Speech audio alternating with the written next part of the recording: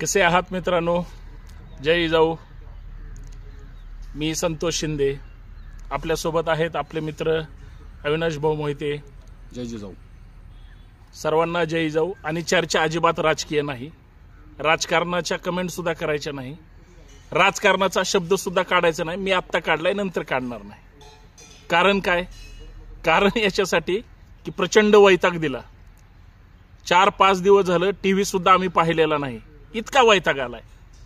आणि मग त्याच्यापासून आपल्याला जर लांब जायचं असेल तर मग काय, मग मोहिते पाटील म्हणाले की आपण थेट कोकण गाठला पाहिजे. आता कोकण गाठायचं म्हणजे निसर्गाच्या सानिध्यात जायचं, मग सगळा ताण तणाव विसरायचा. लोकप्रतिनिधी म्हणून उभे होते, विधानसभा तो ताण तणाव, मग भाषणं कटकटी, या सगळ्यांपासून आता वेगळ्या वेगळ्या सुट्ट्या लागतील, पण आपली धामधूम सुरूच असते, आपली धावपळ सुरूच असते. पण मोहिते पाटील म्हणाले की नाही, आपण थोडा वेळ स्वतःसाठी घालवला पाहिजे. आणि मग ते टेन्शन घालवण्यासाठी निसर्गाच्या सानिध्यात या ठिकाणी आम्ही आलेलो आहोत.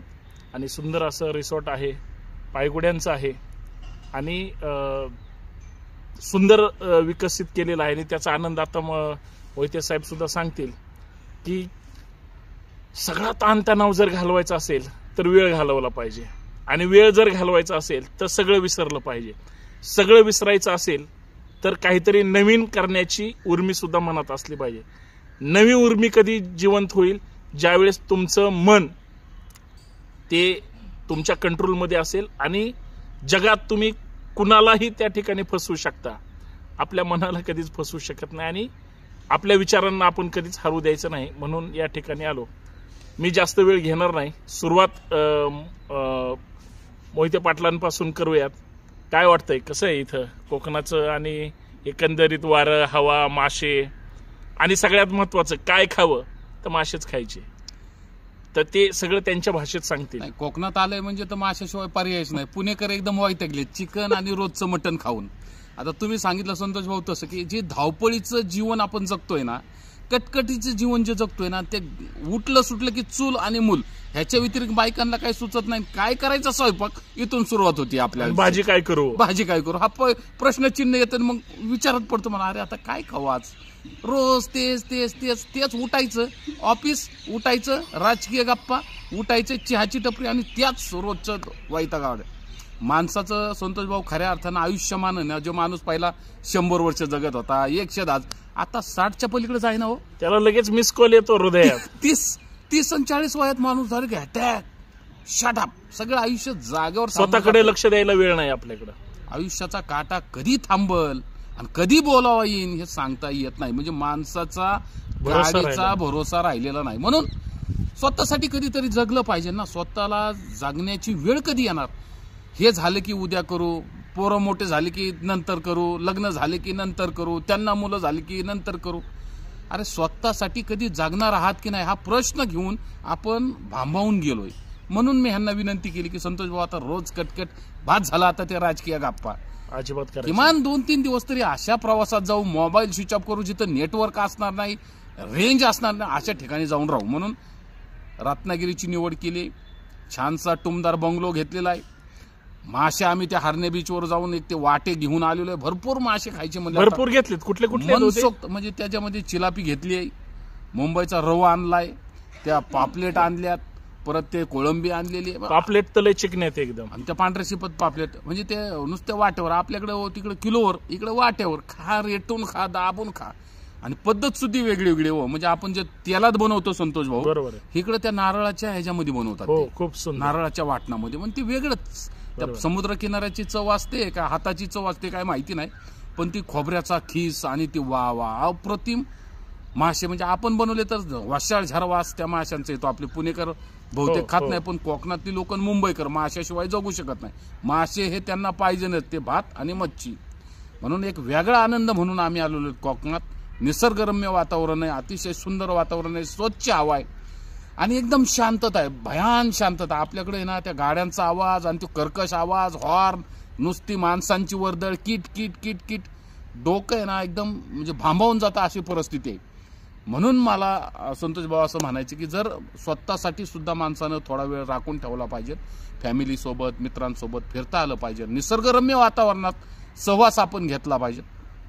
अतिशय वेली पक्षी फुलं तुमच्यासोबत बोलतात ते तुम्हाला समजलं पाहिजे, ते तुम्हाला ऐकता आलं पाहिजे आणि त्याचा मनसोक्त तुम्हाला त्या प्रवासामध्ये सहवासामध्ये जगला पाहिजे आणि त्याचा आनंद घेता आला पाहिजे. म्हणून या ठिकाणचे मासे, खेकडे खाणार असताल तर खेकडे, कोळंबी अतिशय मोठी असली टपोरी कोळंबी आहे, पॉपलेट आहे, सुरमई आहे, अतिशय स्वस्त दरामध्ये ते सर्व काही या ठिकाणी उपलब्ध आहे. राहण्याची सुविधा 1000 रुपयामध्ये रूम आहे हो, एसी रूम काय पाहिजे तुम्हाला अजून.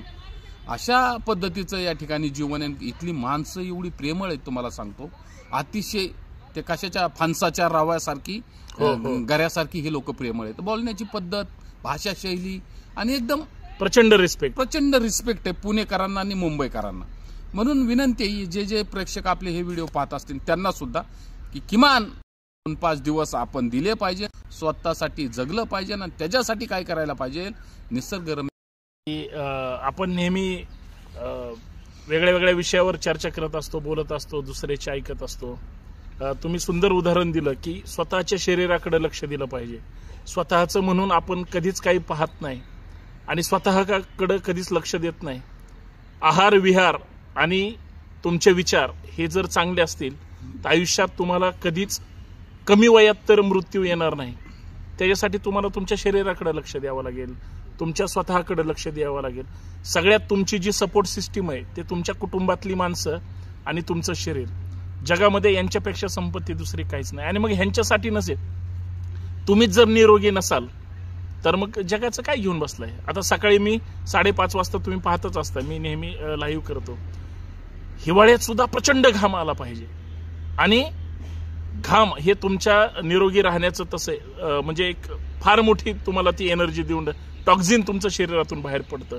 विचारांचं काय म्हणजे कोण सत्तेमध्ये येणार आहे, कोण उभं राहणार आहे, कोणाला कोण मतदान करणार आहे, कोण म्हणजे पक्ष सत्तेत बसणार आहे, शपथ, याचं टेन्शन आपल्याला आणि तो तुम्हाला म्हणजे कधी आयुष्यात विचारत पण नाही. तर ही जी मानसिकता आपली झाली दुसऱ्यासाठी आपलं जाळून घ्यायची, तर हे थोडं हे केलं पाहिजे. आणि आयुष्यामध्ये आपले मित्रपरिवार असेल, कुटुंब असेल किंवा जगण्यासाठी जे प्रोत्साहन देतात ती जिवंत विचारांची माणसं, मला असं वाटतं ती फार महत्वाची आहेत. आणि नेहमी आपण चर्चा करत असतो, गर्दीपेक्षा दर्दी फार महत्वाची असतात. निगेटिव्ह माणसाच्या सहवासात सुद्धा राहायचं नाही आणि निगेटिव्ह विचार सुद्धा आपण करायचे नाही, तर मग आपण त्या विचारांनी, चांगल्या विचारांनी जगू शकतो, जे तुम्ही सुंदर भाषेत मांडलं. राहिला कोकणाचा विषय, आत्ताच काकू भेटले होते आणि काकूनी इतकं सुंदर रेसिपीचं वर्णन केलं आणि ती कोकणी पद्धतीनं, जसं आता चिलापीचं उदाहरण दिलं किंवा ते राऊ माशाचं दिलं, पॉपलेट आणलेत असे चांगले एकदम सुंदर, इतके सुंदर होते की मी त्यांच्यावर म्हणजे मला वाईट वाटलं की इतकं सुंदर कसं काय जगात सगळं असू शकतं मी सोडून. व्हेज लोकांसाठी मोदक आहे. आणि सगळ्यात महत्वाचं हे सगळं झालं नॉनव्हेज खाणाऱ्यांसाठी. आमच्यासोबत राजाभाऊ आहे, तो अजिबात नॉनव्हेज खात नाही, तो म्हणला मला व्हेज पाहिजे आणि उकडीचे मोदक. तर ते काकूनी ते कुणाची तरी ऑर्डर होती दाखवली, इतकं सुंदर असं ते भांड होतं, त्याच्यामध्ये ते केळीची पानं आणि त्याच्यामध्ये ते मस्त म्हणजे अशी पांढरे शुभ्र अशी उकडलेली ती मोदक आणि तुपाची धार, इतका वास येत होता. आई शपथ, मी ते त्या मोदकांच्या प्रेमातच पडलो. म्हणजे मी आपल्या घरात माहितीये ना मोदक गावाच्या पिठांच्या बायका करतात आणि खा म्हणतात, हे तसे नव्हते. आणि असला एवढा मध्ये 2 मोदक मध्ये तुम्ही ह्यांच्या भाषेत एकदम शटाप एकदम म्हणजे, तर तो आनंद जर तसा घ्यायचा असेल तर ते स्वतःसाठी जागा, उगाच दुसऱ्यासाठी आपण हे करणं पाहिजे. आणि सगळ्यात महत्वाचं, पहिलं मित्रांसोबत गेलं पाहिजे. तुम्ही मित्रांसोबत गेलात तर तुम्हाला तिथली माहिती मिळेल, आनंद मिळेल किंवा कमी खर्चात, कमी ह्याच्यामध्ये त्या लोकांच्या जर संपर्कात राहिलं, तुम्ही विचारलं तर आम्ही तुम्हाला माहिती देऊ. पण तिथं गेल्यानंतर तुम्ही तुमची नंतरची ट्रिप मित्रांसोबत नाही करणार, तुमच्या फॅमिलीसोबत करा. मुलं येऊन इथं धिंगाणा करणं, त्यांनी तो त्यांचा सगळा क्षीण, रोज अभ्यास कर, इकडे आल्यावर तुम्ही म्हणणारच नाही अभ्यास कर, तुम्ही म्हणणार खेळ, आता किती खेळायचंय. आणि कसलं वातावरण आहे, सूर्यास्त आणि सूर्योदय तर बघण्यासारखं. आता बघा ना, सूर्यास्ताची वेळ आहे मी सुद्धा एकदम गोरा दिसतोय असं मला असं वाटतं. त्याचं कारण काय? ते समाधान, निसर्ग. हा, आणि तुमच्या म्हणजे शरीरावरचं जे काही आहे ना ते तुमच्या चेहऱ्यावरती प्रतिबिंब दिसतंच. तर ते तशा पद्धतीनं असलं पाहिजे. म्हणून सुंदर अशा ह्या रिसॉर्ट समोर सुंदर असा एकदम तर्नाबांड रांगडागडी गोंडच चेहरा. आणि आम्ही चर्चा करतो. आम्ही चर्चा का करतोय याचं मी शेवटच्या एका मिनिटामध्ये सांगतो. तुम्हाला जळवण्यासाठी, की तुम्ही असे पेटून उठले पाहिजे. आमचे सगळे मित्र रोज मला एकतर शिव्या देतात, काहीतरी कमेंट करतात, ट्रोल करतात, काहीही करा, पण तुम्ही आपलेच आहेत, आमचेच भाऊबंद आहेत. तुम्ही इकडल्या तिकडल्या पक्षात विचारधारेत गेलेले असता आणि तुमचा मेंदू तिकडे गुलाम झालेला असतो आणि तुम्ही तिकडे गेलाय त्याचं वाईट आम्हाला वाटतं म्हणून आमचाही मेंदू तुम्ही खाऊन टाकता. हे सगळं आता बास. तर त्याच्यासाठी हा सगळा वेळ घालवायचा. याच्या पलीकडे सुद्धा आयुष्य आहे. फक्त जगता आलं पाहिजे. लोकांची विचारसरणी वेगवेगळी हो, बरोबर आहे. आणि आपल्या लोक भेटतात, मेंदूचे नसतात. हजार डोकीन हजार विचार आहे लोकांचे. बरोबर. त्यामुळे लोकांच्या विचारावर नाही, आपल्याला काय वाटतंय, लोक काय म्हणतील असं जर जगत असताल तर ते साप चुकीचं आहे. लोकांच्या म्हणण्याप्रमाणे जर सगळ्याच वागायचं म्हणलं तर ते आयुष्य फार कठीण आहे. आपल्याला काय वाटतंय, आपल्याला काय सूट होतंय, आपल्याला काय शोभतंय त्या विचाराने चालू. हाती चले बाजार और कुत्ते भुके 50,000, त्यांचा काय विचार करायचा. त्यामुळं लाईफस्टाईल आपली आपण सोडायची नाही. आणि ती लाईफस्टाईल आपण स्वतः म्हणजे जगलं पाहिजे, निर्माण केली पाहिजे. स्वतःचं शेड्यूल स्वतः केलं पाहिजे. आम्ही इथं आलो, आम्ही म्हणलं आम्ही असंच करणार, तर ते आम्हाला त्या हॉटेलवाल्यांनी सांगितलं की तुम्ही सकाळी 8 वाजता उठणार म्हणले, नाही चालणार. तुम्ही 5-5:30 वाजता उठून बाहेर फिरायला जा. थोड्या वेळाने समुद्राच्या किनारी जाणार आहे किंवा सकाळी सकाळी उठून तिकडे जाणार आहे. तर तो जो आनंद आहे, कळकळणाऱ्या पाण्याचा जो आवाज आहे तो कानामध्ये कानात पडला पाहिजे. तुम्ही सगळं विसरले पाहिजे.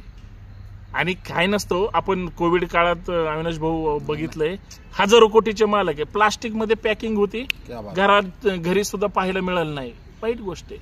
पण तुम्ही स्वतःसाठी जगले तर, आपल्यासाठी जगले तर खूप काय. आणि तो जो समुद्राचा सहवास आहे, अथांग सागर ज्यावेळेस तुम्ही पाहताल ना मित्रांनो, त्यावेळेस तुम्ही ना आयुष्याचं सर्व काही विसरून जाल. त्याच्यासारखं सुख म्हणजे डोळ्याचं अक्षरशः पार न फिरतं असा तो समुद्र किनारा आहे ना, असा तो पाण्याचा सहवास आहे. म्हणून बरेच प्रेमी युगल समुद्राच्या किनारी फिरायला येतात. कारणच ते की समुद्र किनारा हो, तो प्रेमात पाडतोच. बरोबर, तुम्ही त्या समुद्राच्या प्रेमात पाडता. अथांग आहे तो सागर, त्याचा अंतच आजपर्यंत लागलेला नाही. म्हणून आपल्याही जीवनाचा सार आपल्याला शेवटी कुठं नेऊन ठेवतोय तर त्या शेवटच्या टोकापर्यंत आपल्याला आणतोय, ते पाण्याचं आहे. ते तुम्ही समजून घेतलं पाहिजे की आयुष्य किती सुंदर आहे, ते फक्त सुंदर पद्धतीने जगता आलं पाहिजे. क्या बात आहे, वा वा. सर्वांनी जगावं, सगळ्यांनी आनंद घ्यावा. तुम्हीही गेला असाल, तुम्ही हे सगळं केलं असेल, पण हे सगळं तुम्हाला वेचता आलं पाहिजे आयुष्यामध्ये. ती शिदोरी पुढे घेऊन जगता आलं पाहिजे. एवढंच मग अपेक्षा आहे. आम्ही काय फार मोठं तत्वज्ञान आतापर्यंत दिलं नाही आणि तुम्हाला सांगण्याची काही गरज नाही. पण तुम्ही जर चांगले राहिलात, तुमचे विचार जर चांगले असतील, तुम्ही जर निरोगी राहिलात, तर तुम्ही तुमच्यासाठी खूप काही करू शकता, जे की तुमच्या मुलाबाळांसाठी सुद्धा असतं. आणि समाधान, मनशांती किंवा चांगले विचार हेच माणसाला पैशापेक्षा सुद्धा श्रीमंत बनवू शकतात. ते विचारांची माणसं जोडूया आणि पुढे जाऊया. धन्यवाद. सर्वांनी वेळ दिला, जास्तीत जास्त पाहिलं किंवा जास्तीत जास्त पाहत असतात, सर्वांना विनंती, वेगळं काहीतरी आहे, समजून घ्या. जय जिजाऊ, जय शिवराय, जय महाराष्ट्र. यावा कोकण आपलाच असा.